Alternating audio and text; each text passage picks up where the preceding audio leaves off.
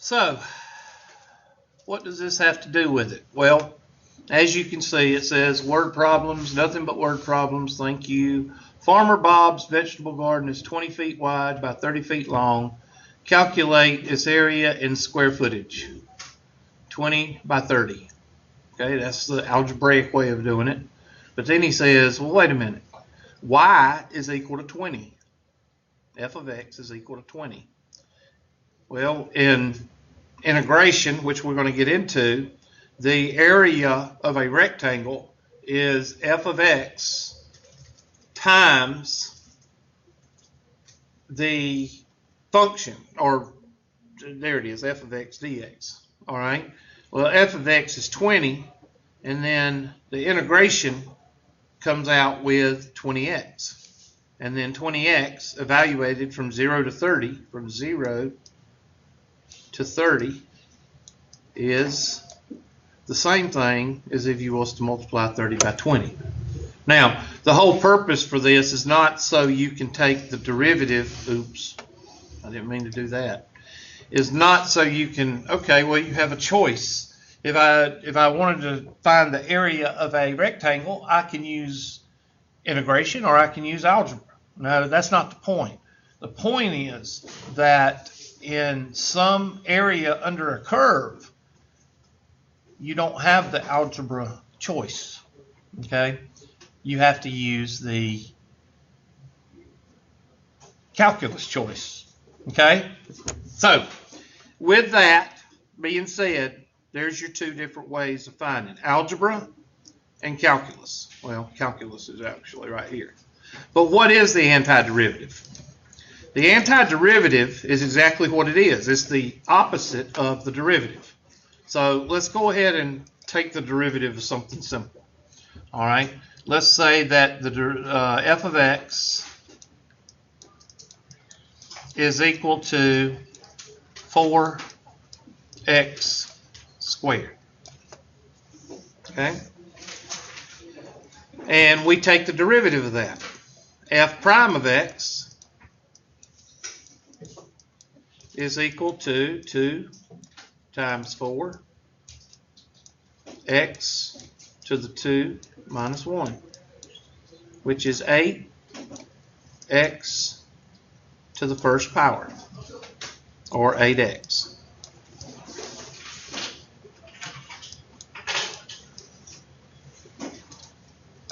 All right, let's take the derivative, another derivative. F of x is equal to 4x squared plus 4. F prime of x is equal to what? 8x. Let's do another one. There's a point for me doing this. F of x is equal to 4x squared plus 200. F prime of x is equal to 8x. 4x squared plus 900, 8x. 4x squared plus 1600, 8x. So would you pretty much say that there's a family of functions that belong to the derivative being 8x? Would you agree with that? Okay. So that's how we took the derivative. And of course, y'all should know how to take the derivative. Now, let's say that we're given the derivative of, or let's say that we have a function and they give us the function that we want the antiderivative of, and this is how you write the antiderivative. The antiderivative is a little elongated s, kind of like.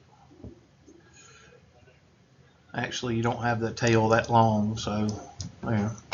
The antiderivative of 8x dx. That's the way that the integral is written, or the antiderivative. Antiderivative and integral is the same thing. Some math teachers will call it the antiderivative, and they will not call it the integral until you integrate, which is what you're doing when you take the antiderivative. So I don't know. Take it up with some of your mathematical philosophy people, I guess. I don't know. But anyway, the antiderivative and the integral is the same thing. And the way that you do it with the basic power rule is you can pull the 8 out. You don't have to, but you can pull the 8 out. And that take the x, and of course it's to the first power. We add 1, and whatever you get in the exponent, you put on the bottom.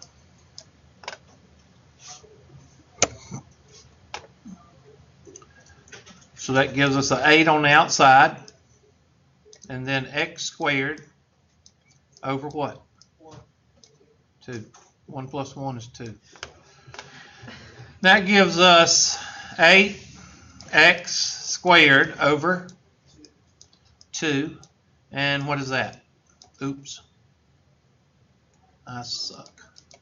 Equals 4x squared. And then since it's an integral, and since we said a while ago that the antiderivative 4x squared could be infinite different functions, we'll put a plus c here, meaning that that could be a 9, it could be an 8, it could be a 100, it could be that c could be anything. Okay, now the c is in direct relation to what I showed you up here. The antiderivative, if I'm going to take the derivative of 4x squared, I can get 8x. If I take the derivative of 4x squared plus 4, I get 8x. If I take the derivative of 4x squared plus 200, I get 8x. So there's an infinite amount, 4x squared plus 1, 4x squared plus 2, 4x squared plus 3, up to 4x squared plus infinity. So that family of derivatives is in this,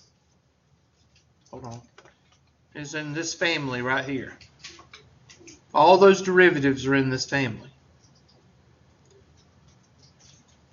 Now that's the basic power rule of integration. Now let's talk about the two different types of integration. There's two types. There's the definite integral and there's the indefinite integral. No sneezing, please. The indefinite integral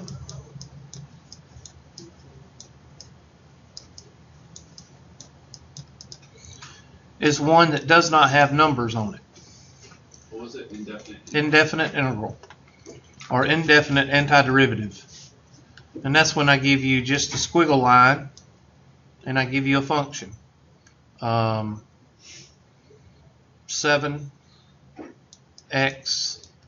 to the third power minus x squared plus 3x minus 1 dx.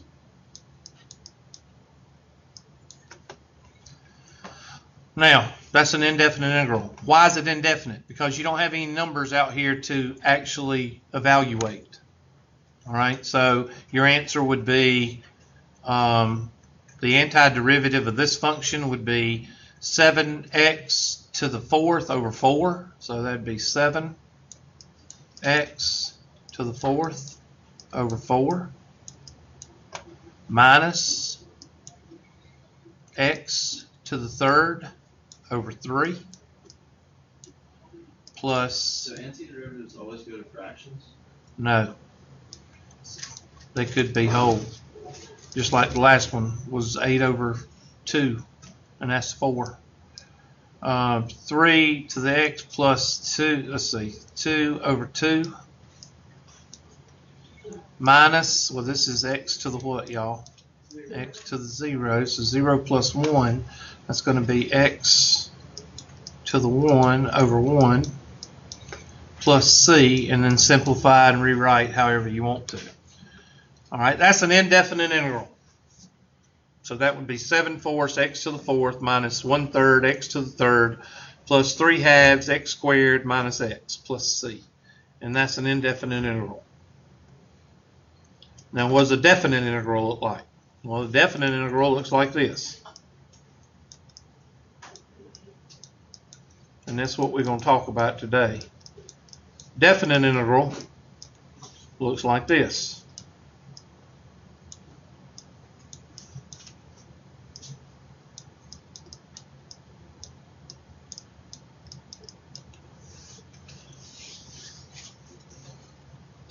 The definite integral gives you parameters.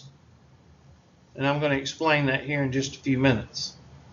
Now, I'm going to do this one because I'm just going to show you how to do it, but I'm going to show you why. So the antiderivative of 3x squared is 3x to the third over 3. And what happens to the 3's? And you're left with x cubed. Now, at this point, a definite integral, you don't do the plus c. The definite integral is telling you to plug something in. So you write a straight line right here, and you put the numbers here, 0 and 4. And then you plug and chug. Now, when I plug and chug, I put big sets of parentheses because that's the way I do things.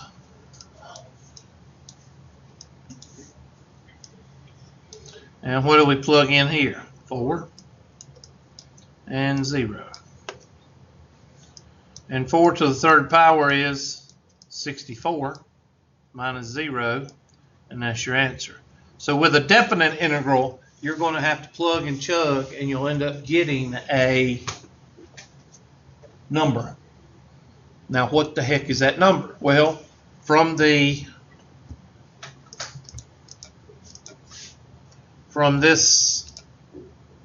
comic strip, basically, what does it give you?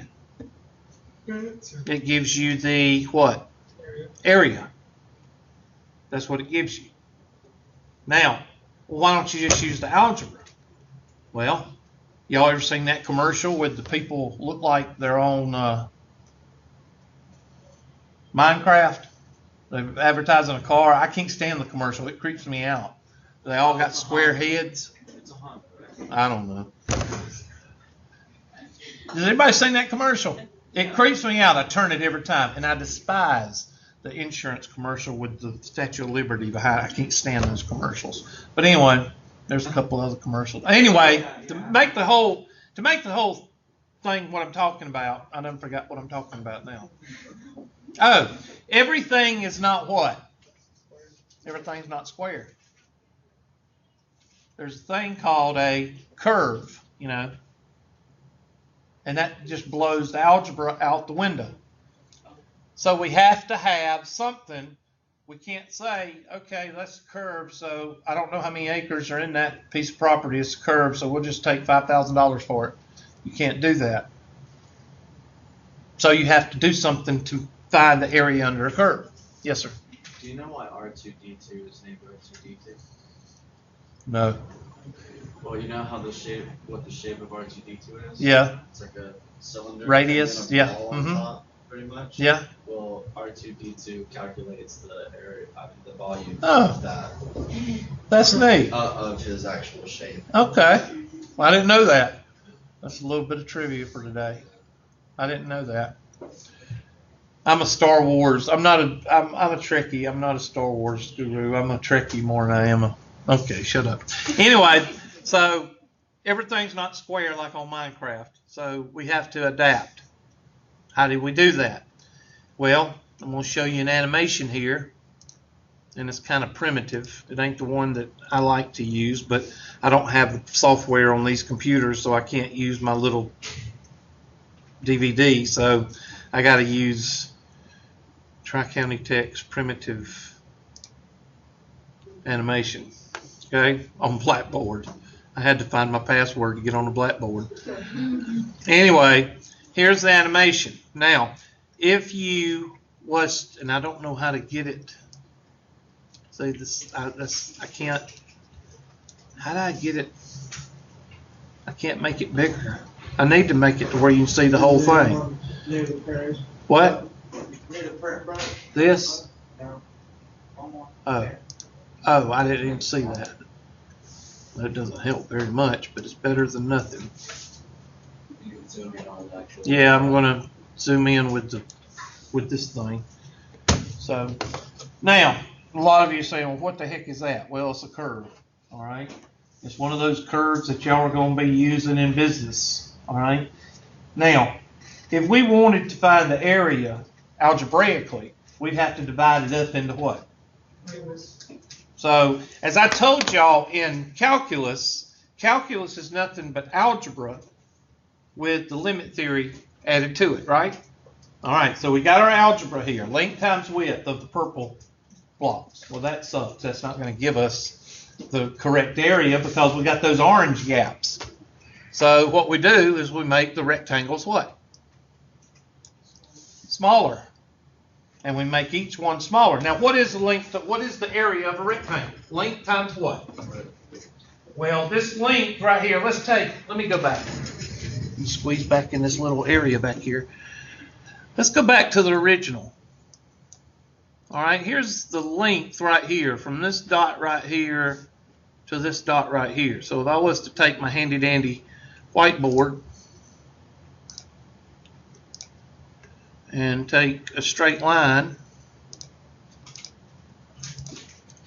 and just go from here to there and here to there.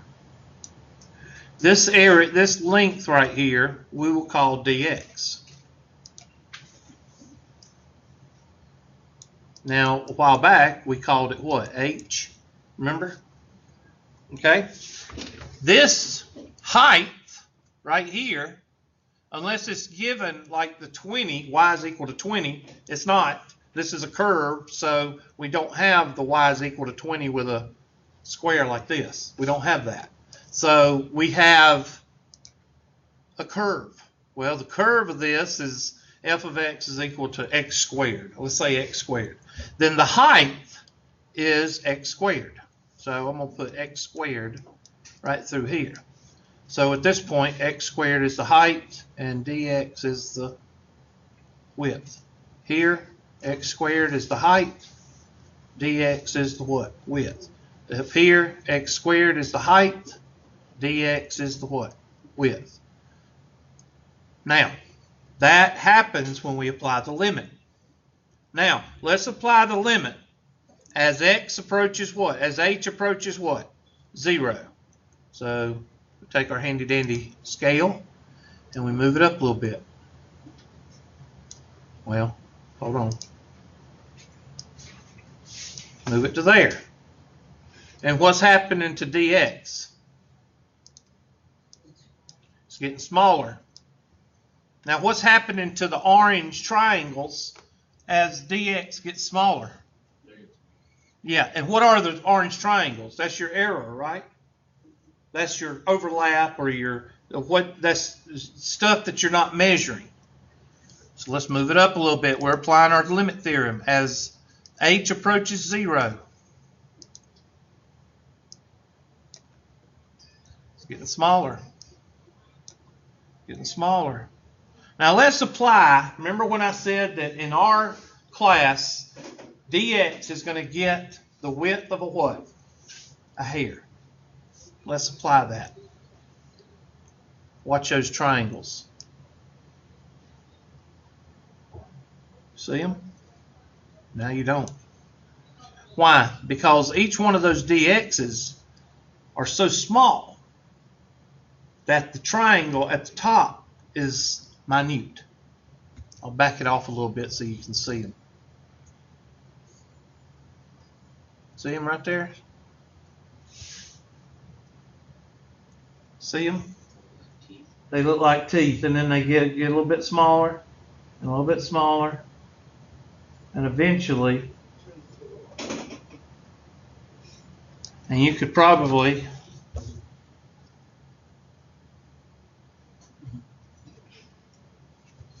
see there? And then watch. they get to the 100, they just get so small. Now, if you want to measure that little bit, knock yourself out. And you like whips and chains, can knock yourself out, because that is probably the width of a hair when you get down to it. All right? It's very small. The reason that you can see it there is I've got this blown up to dang old vertical, visually challenged. I mean, that's blown up as far as it'll go. No, it ain't. There it is. And of course, if you bring it down, they what? Disappear. So I can find the area of that curve taking the algebra of length times height, or base times height, and cutting the triangles down to a minuscule by making the width, dx, equal to the width of a hair. And then you add up all of those rectangles. But using calculus, you can do that without having to do each length times width individually. Exactly. In other words, I take the length and width of this triangle, right here, this purple rectangle, and then I add it to this one. And then I add it to this one. Now, when I add those three areas of those triangles up, I get the approximate area under this curve.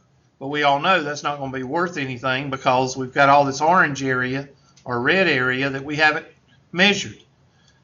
So what we do is we make the rectangle smaller. And instead of adding 3 rectangles, we add 1, 2, 3, 4, 5, 6, 7, 8, 9, 10, 11, 12, 13, 14, 15, 16, 17, 18, 19, 20. We add 20 rectangles up. Well, still, that's inaccurate.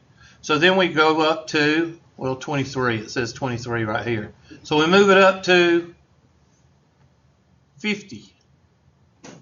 And now we add 50 rectangles. Now, what this is called Rymans Theorem.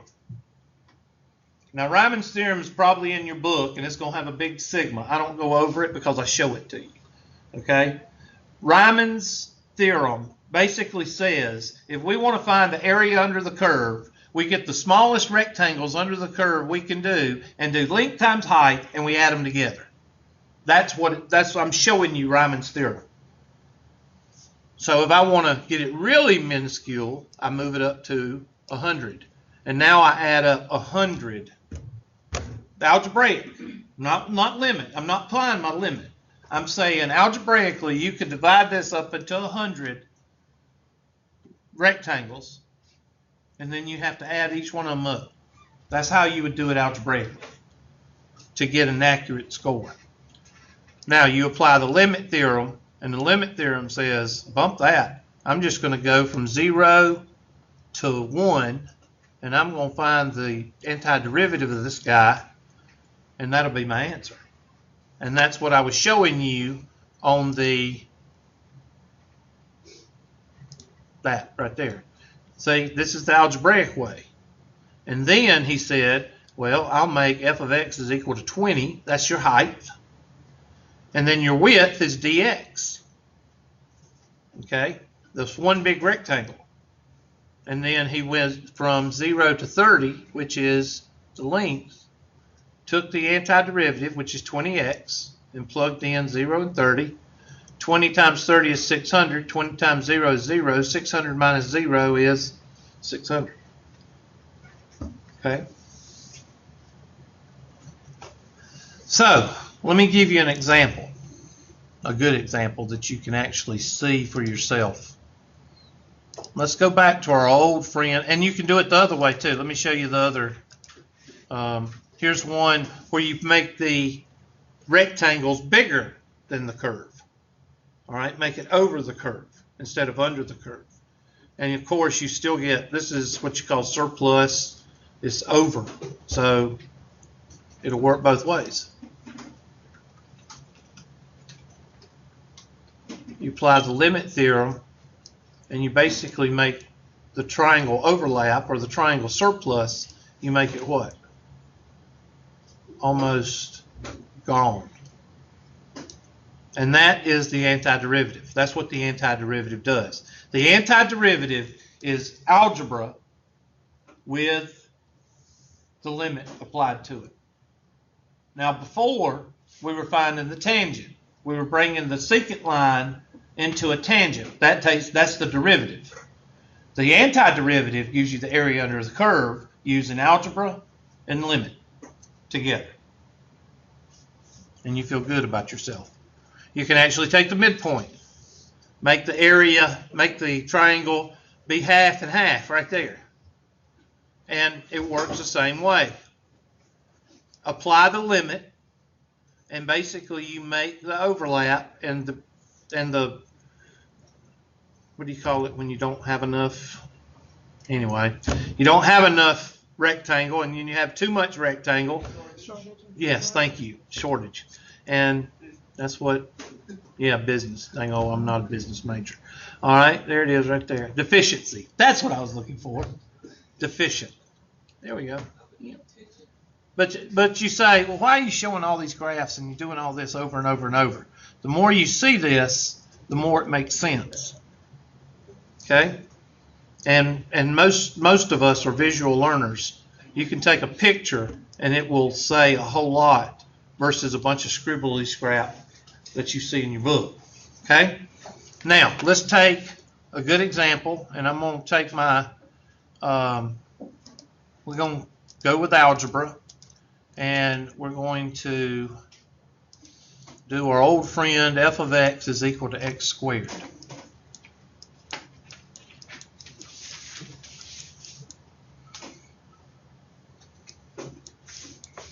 And I want you to find the area under the curve between 0 and 8. So what does that mean? Well, that means we're going to take x squared, and we know what x squared looks like. It looks like a curve, like that. And we want to know between 0 and 8. And I'm going to kind of exaggerate a little bit and make it go a little bit like that. And I'm going to take my handy dandy red marker, and I'm going to go right here and right here. And I can't put a paint can on this, so I got to do this. I'm wanting to find this area, oops, right here.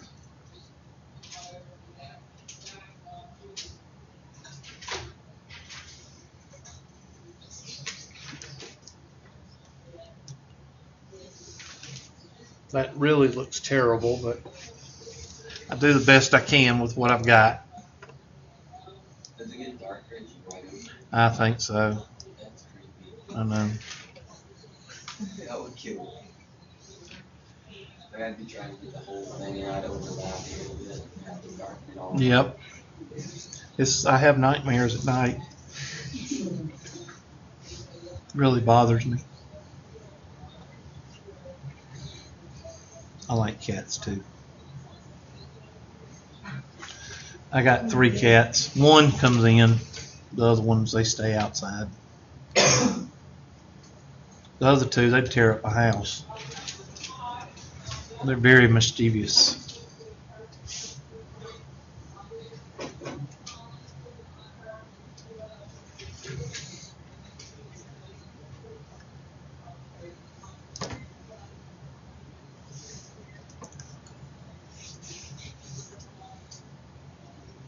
So you would set this up and you would say the antiderivative of x squared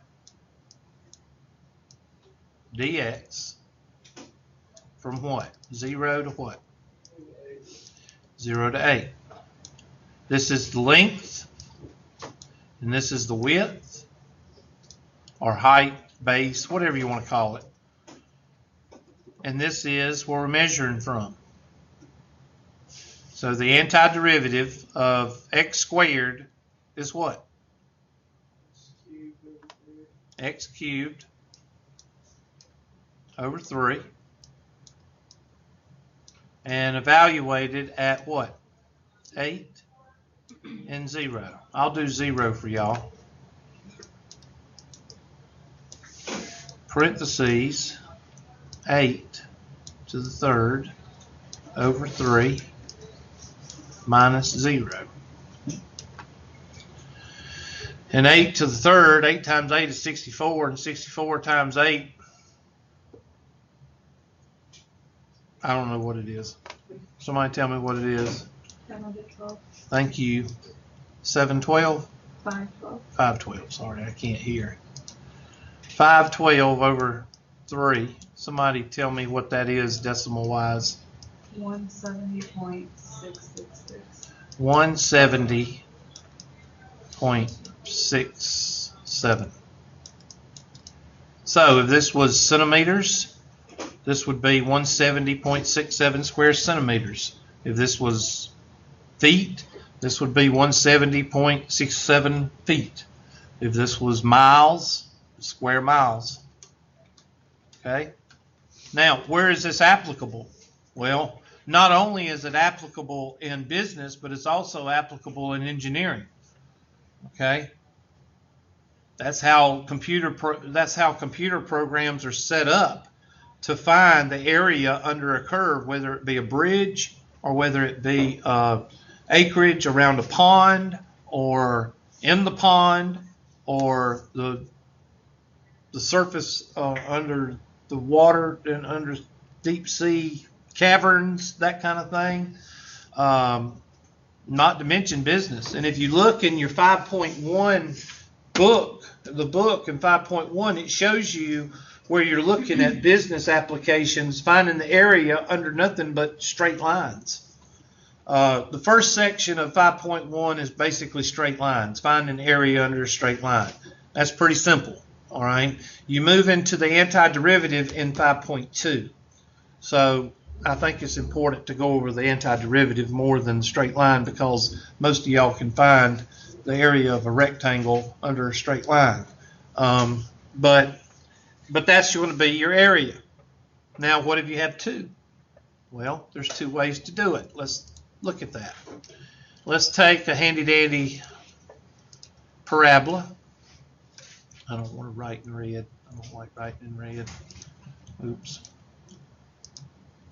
Let's go with black.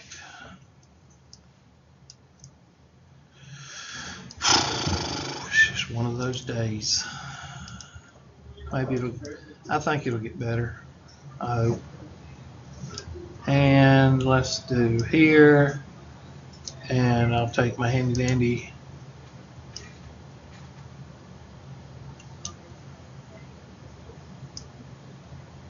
That's supposed to be a parabola. I want to go from -4 to 4, and the parabola is going to be antiderivative of, let's say this is 4x squared dx from -4 to +4. And this is symmetrical, even though it doesn't look it. I'll try to make it a little bit more symmetrical.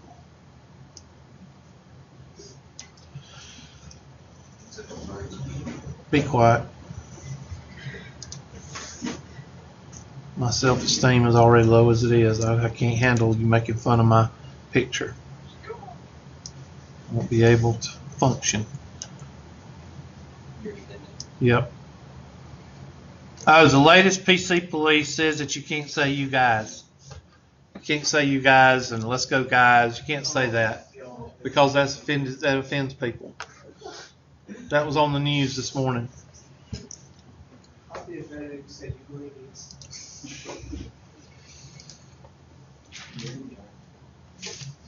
I feel like that happens a lot.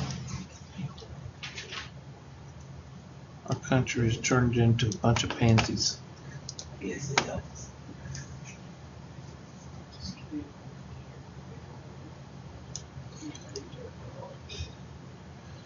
So the area you're looking for is right here.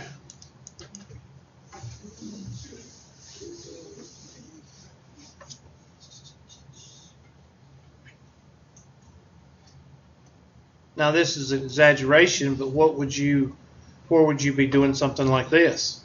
Well, anything having to do with mountainous terrain, if you're putting a highway through a valley, then you need to find the earthwork for cutting and filling for that vertical curve. That's the area. Well, volume. You also apply a third dimension, and that would be volume. But the whole point is you got to start somewhere. And what is volume? Volume is nothing but area with a third what? Dimension, Hubert. That's right, class. So good.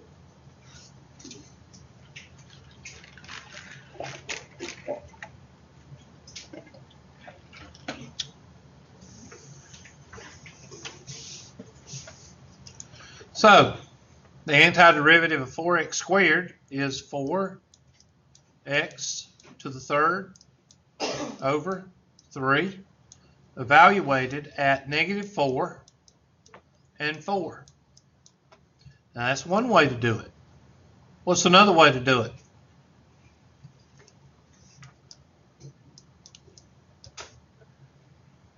That's not rhetorical. I'm asking y'all to tell me what the second way to do it. Would you come up with 4? No, I mean, you're going to pull out the 4. That's one way to do it. But I'm asking, how is another way to set it up? 4 and 0, and add it to 0 and 0 and 4. But what would you do with that?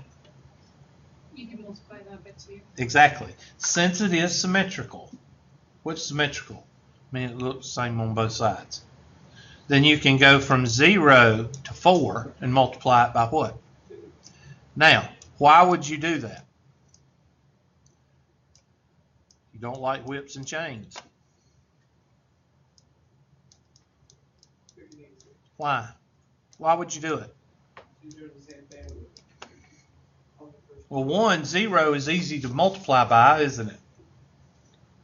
And you don't have to deal with a what? A negative, Hubert. That's right, class.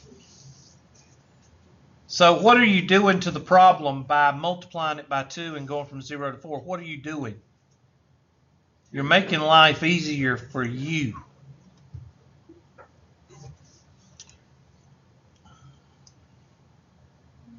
So if something is symmetrical, you might want to think about method 2. Because we can do the derivative. That's 4x, antiderivative.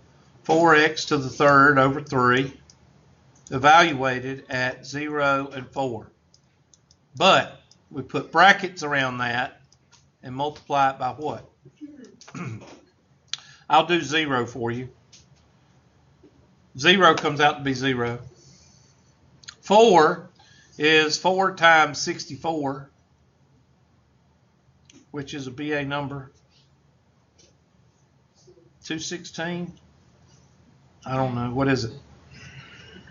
What is 4 times 64? 256. 256. And divide that by 3 and multiply it by 2. What do you get? You get 170.67. Same thing. 170.67. Now, why were they the same? Why were they the same? Why we got the same area? They're both parabolas. 4x squared. The distance is what?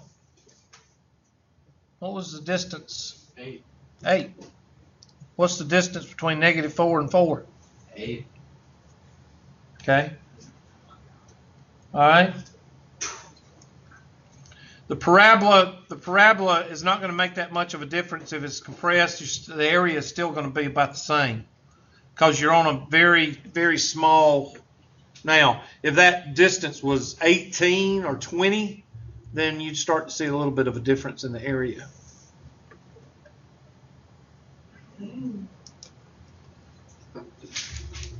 Now, sometimes you'll just get problems like this. The antiderivative of 4x squared minus 2x dx. Sometimes you're going to get antiderivative of 3x cubed minus 4x squared plus 2x minus 3. These are indefinite integrals. These are the things you just take the antiderivative of and you just keep going. Now, you can pull the constant out, you can leave it, it doesn't matter.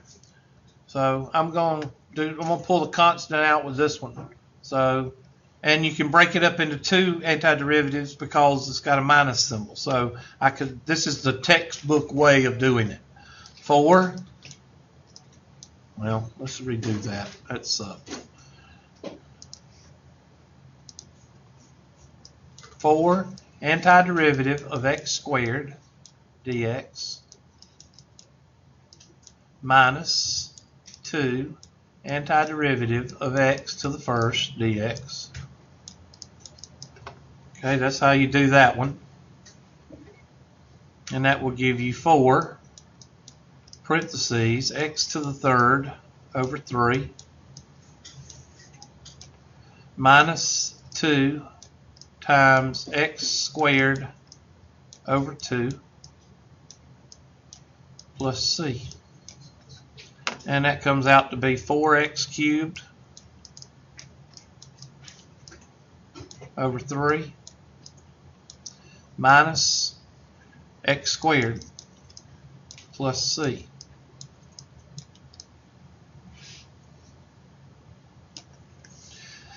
Now, you could have easily done that in your head by doing it in your head. 4x cubed over 3 minus 2x squared over 2, and then cancel the 2's. You don't have to go through 5 steps. You could go just 2 steps if you want to. But the whole point is that you actually see how to find the derivative. Okay? All right, do this one.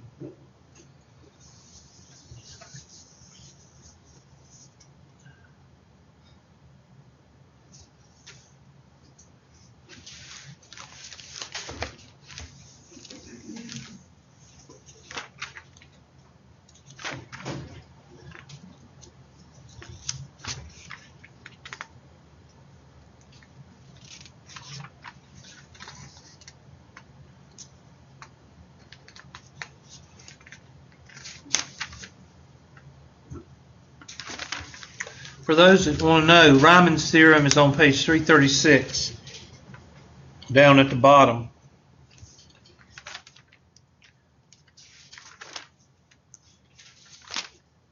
Now, with the 3, never mind.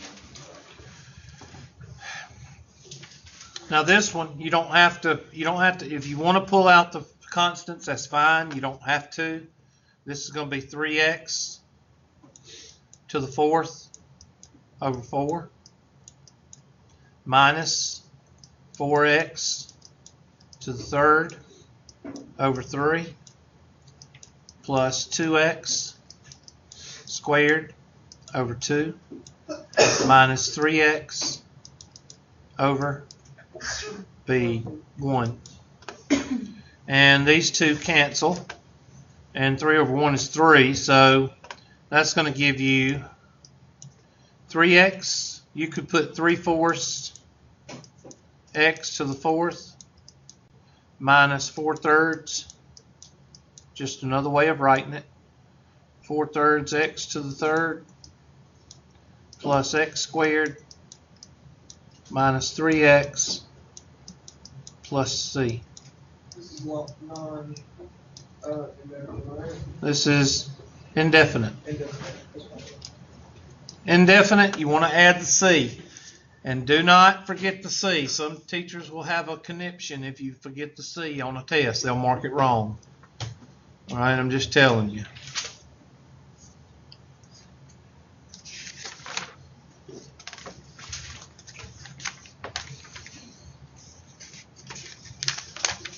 Now, in some of your some of your problems, you may see something like this.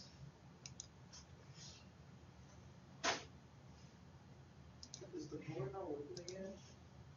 Yeah, I'm just being lazy today. You tried. I was just like, I'm just being lazy.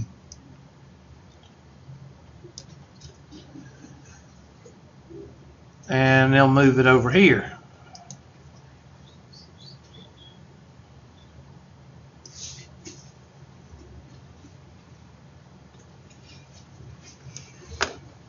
Like that. And I have no idea. I'm just, let's see, that's going to be 1, 2, 3, 4, 5, and 2. So that's going to be f of x. We got to build this because I haven't, is equal to x be a negative, parentheses, x minus 5 squared plus 2. And then that's going to be f of x is equal to negative, parentheses, x squared minus 10x plus 25 plus 2.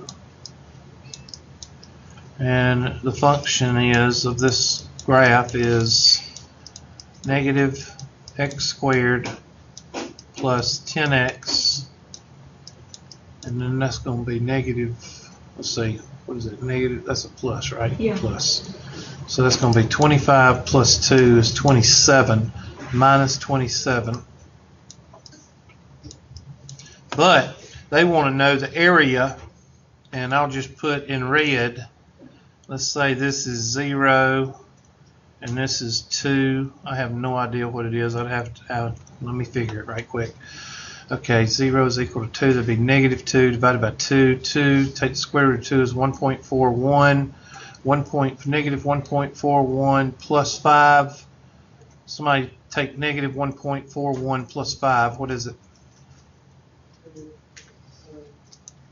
3.59. Okay, that's 3.59 or 3.6.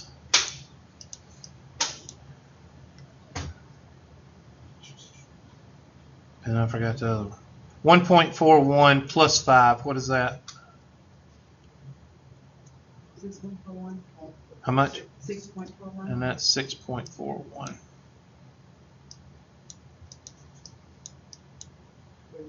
And they want to know to 8.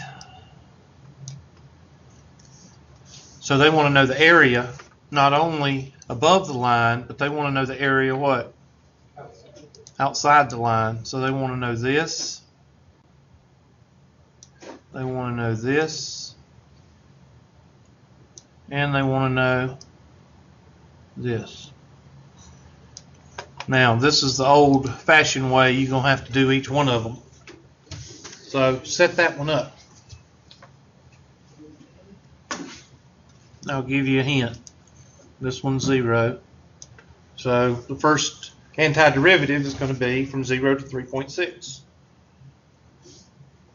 Might want to save a half a page for this one because you might have to spread it out a little bit. And if you can't do it, you know, just meditate.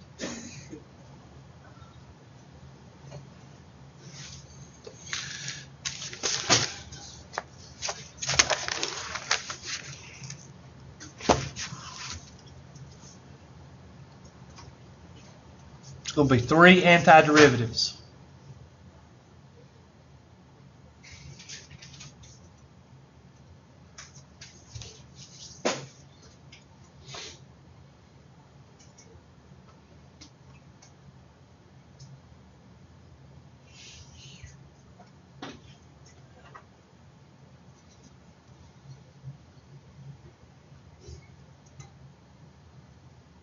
So you just plug in 3.6 for every x? After you take the antiderivative, yes.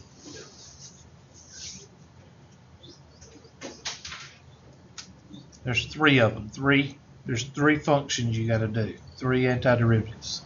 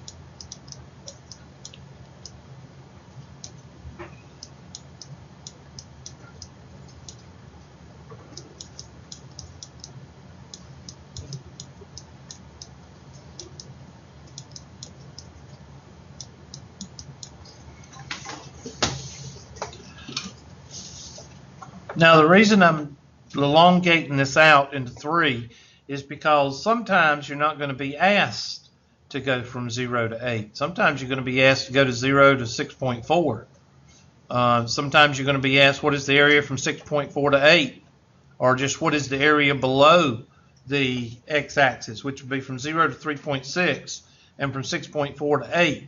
So again, the 2 things that are important in this class is, 1, that you be able to take the derivative and antiderivative, and the second thing is that you be able to interpret the graph so you can set up the derivative and the antiderivative. If you can't do those 2 things, then it's going to be difficult to pass the next class. So we know the antiderivative, we know it's going to be the same for each. It's going to be negative x cubed over 3 plus 10x squared over 2 minus 27x. Now the 5, this can cancel out to be 5x squared. So basically that's your antiderivative for each one.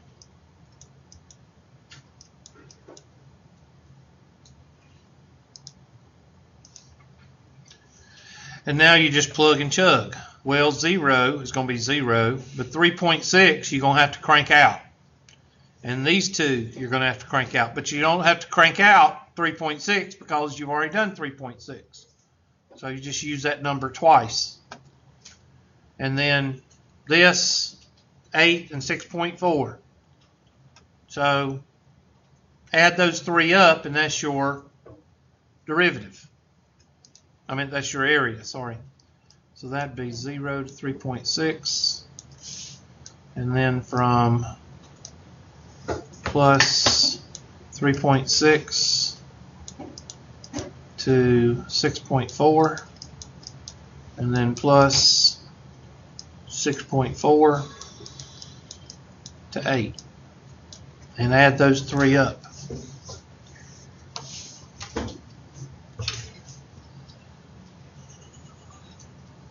Now, like I said, you could have went from 0 to 8 and got the whole area. But the reason I'm showing it to you like this is so you can see that you can take parts. Let's see, 8.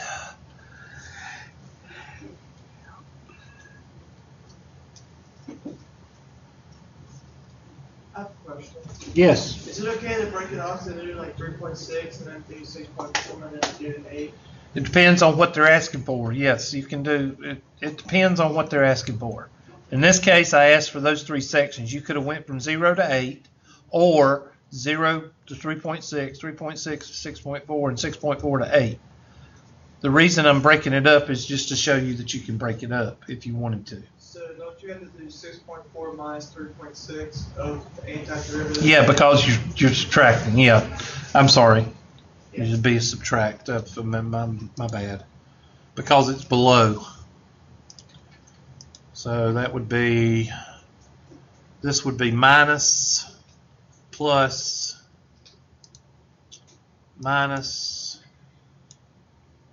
that one would be minus, this one would be plus,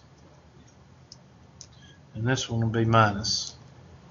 You're right, because this is minus, it's below the x-axis, and this is plus.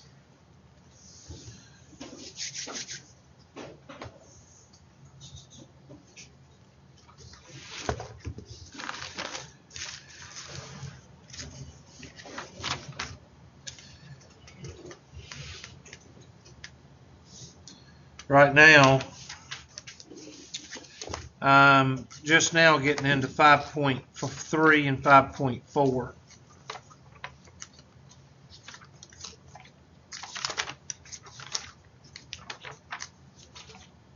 Yeah, because 5.1, 5.2, 5.1 is the algebra and 5.2 is the limits. I've already covered that for you. 5.3 is when they start doing the derivative.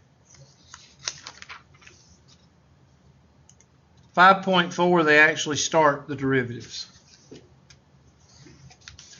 So most of your tests will come from 5.4 on.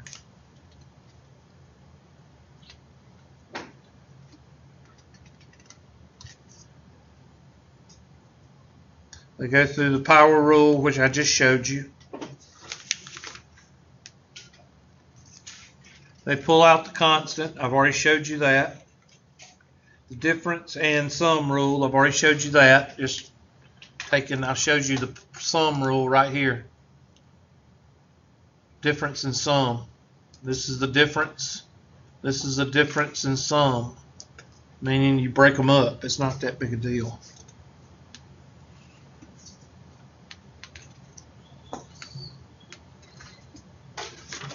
I'm looking how far they do the antiderivatives. Yeah, they don't do.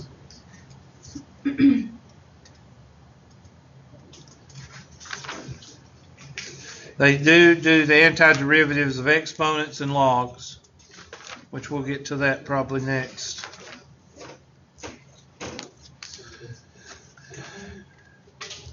No. The one you just did? Yeah.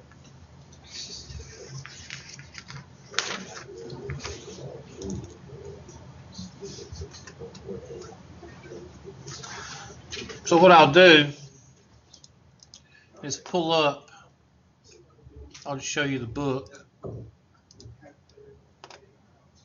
I can get back to where I was, there we go. Let's go to ebook. And I'm on page 364.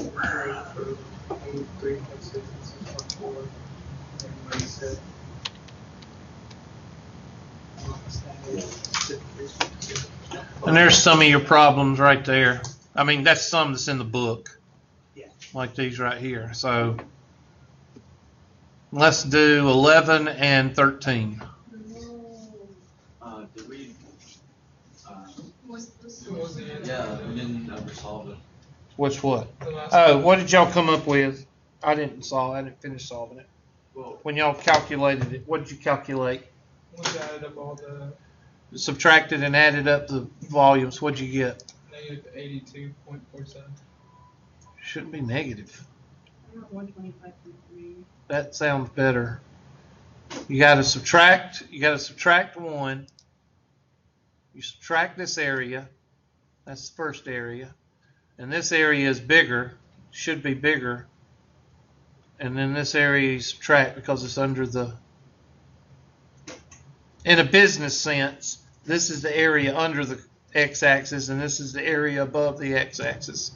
This is cut and this is fill, or this is cut and this is fill. If you were doing earthwork, meaning you got to fill in here, you got to cut this. So check your numbers. What'd you get? 125.3. 125 is around the answer, I think. Just check and make sure. Did anybody else get 125?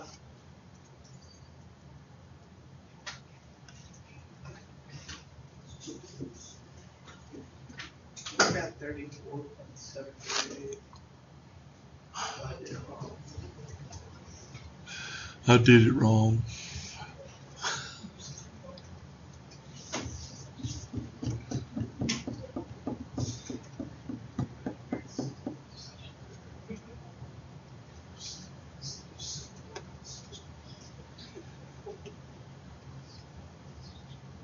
I'm looking 3.6. I'd have to do it on the calculator.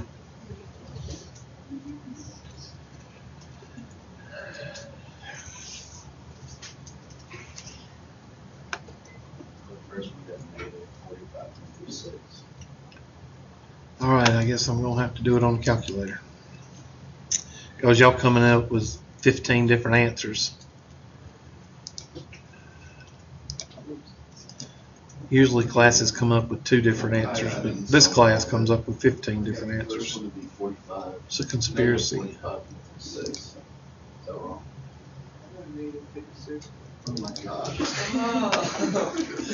Like I said, most classes come up with 2 different answers. I can't believe it's going to be negative. And the first one, I got the same as you, as possible. That was just for. You got 125? No, he's talking about the first one. You got First one I got negative negative. 47.92. Yeah. If you like distribute that negative, then it comes to positive. Oh, okay. What? How do you distribute? Like, you see how I put it in front of it? No. You get the answer, and then the negative is out front because in the operation you're subtracting that area. Okay, because it's below, so you can't distribute it. You have to get your answer. You should get an answer and then put a negative in front of it because it's under the x-axis. It should be a negative area.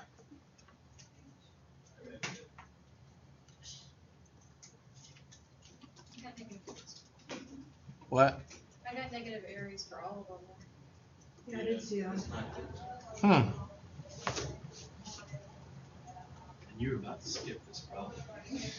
I don't know why you're getting negative areas because one of them's positive. This one's positive. Unless I made a mistake on the original problem. Make sure I didn't because I distributed this negative. Negative x squared plus 10x be negative 27. The negative x cubed is what's screwing us up Yeah. Yeah. Why is it screwing you up? because you have like the negative and positives in the parabola. So we need to account for both of them, and it's so screwed. Negative. All right, 3.6. Negative 3.6 raised to the third power divided by 3 plus 5 times 3.6 squared. Shoot.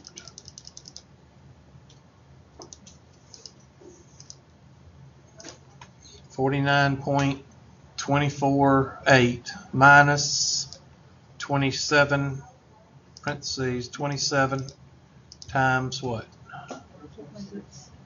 3.6. Okay, well that's that. Just go ahead and put it. Negative 47.95. There's a negative in front of it. Okay, so it would be positive. And then the next one, we know that's negative. That's at 3.6, right? So that's going to be negative 47 right here. So we just got to do 64. So remember that. So I'm going to store that. Stow alpha. I'm just going to call it A. Okay. So 6.4. So that'd be negative 6.4 raised to the third power divided by 3 equals plus 5 times parentheses 6.4 squared 117.42 minus 27 times 6.4. That's negative, so it's going to be a plus in front of that. Oh, we got to subtract, right? Subtract alpha A. I get negative 7.43. Okay, so that's going to be that one. So we got a plus, and then we're going to add that. So go ahead and write that down. And then the last one, we got 6.4, so I'm going to store that. Store that alpha, oops. Store, yeah. Store alpha B. Now we're going to take 8. So that's negative 8 raised to the third power divided by 3 plus 5 times parentheses 8 raised to the second power, or yeah, raised to the second power, close parentheses, minus 27 times 8. Y'all check me on that. Equals, I got negative 66, but there's a, we got to subtract alpha B. I don't think it's alpha B because that's all of those together. It'd be just the 6.4, so it should just be 55.38. Well, negative 55.38. I'm sorry. What are you saying? It should just be the 6.4. It shouldn't be alpha B because you subtracted them to those two. It should just be negative 55.38. For alpha B, you have 6.4 minus 3.6. Yeah. Yeah. With this, we just need to subtract 6.4 from 8. You mean 7.4? No. No. Oh, never mind. Okay, what are y'all talking about? I don't know what you're talking about. It's the difference from 3.6 and 6.4. You're trying to make that number. For this I part, live for this. 8 point, because what you have stored in B is this number, Yeah. which is 6.4 minus 47.952. Well, that's what I was fixing to do. We I got just 66. Where'd y'all get 55? That's for what 6.4 6.4 is equal to. Oh, what did I forget to do? You just You were stored all of, Yeah. you stored this as B. So Oh. 6.4 isn't stored anywhere. Oh, But 6.4 is equal to, did you get negative 55.381? okay. All right, thanks. Well, what did you get when you did all that together? That's when I got to the very end, I still got negative 162. Okay, well then it came out to be negative then. But I didn't see that you were doing this. You said there was a negative out front of that, then you added that number. And I was waiting to see what you got for this part. Well, I done screwed that up. I thought I did 6.4. I mean, you can still put in negative 55.38 and you haven't messed up yet. So put in right here what? Yeah, negative 55.38. Golly, I'm confused now. Negative 55 point what? 38. Negative 55.38. negative 11.28. Yeah. And now I have no idea what I've just found. I don't know what that is. I'm gonna be honest with you. I mean, y'all got me confused now. That's the third one. That's this one. Yeah, you have this part right here. Okay. Now you should put a negative in front of this one, positive in front of this one, and a negative in front of that one, and that should be your area. Or your calculator's gonna blow up. One of the two. Good God, I didn't mean for it to be that serious. I want to get to that last problem. I mean, our last couple of problems. So, what was the first number? 47.9. Was it positive? Yeah. Okay, so it's going to have a negative in front of it. So negative 48. What was the second one? Wait. No, you got a negative answer, and then the negative made it a positive. No, it's supposed to be positive because it's above, so it'd be negative. No, for the first one. For the first answer, you got negative, and then you. I know. That's what she just said. 48 was the first one, right? The negative 40, like the original answer was negative 48. Yeah, but you said put a negative. so We it's already positive. did that. I know that. 48. That's what I said. 48. Yeah. Okay, the second one. What's the second number? Negative. 7.4. Okay, 48. 48 minus. Did you say negative? Yeah, it's negative. Okay, so that's minus 8. Be 40. Okay, now what's the last one? Negative 11.3. Y'all are not telling me the right We messed answers. it up again. You know, Okay, I just so- rounded to one decimal place. it's negative 55.38 for the middle part. Okay, No. so 4. What are you talking about? All right, we'll do it tomorrow. I have I'm- it written down right there. All the numbers. That's all right. That's all right. I'm gonna do it. I'm gonna do it on a sheet of paper. I'm gonna run copies of it because y'all have successfully butchered this problem and got me confused on this problem. I ain't never seen a class done that before. Okay, we're just gonna quit. Because when you can't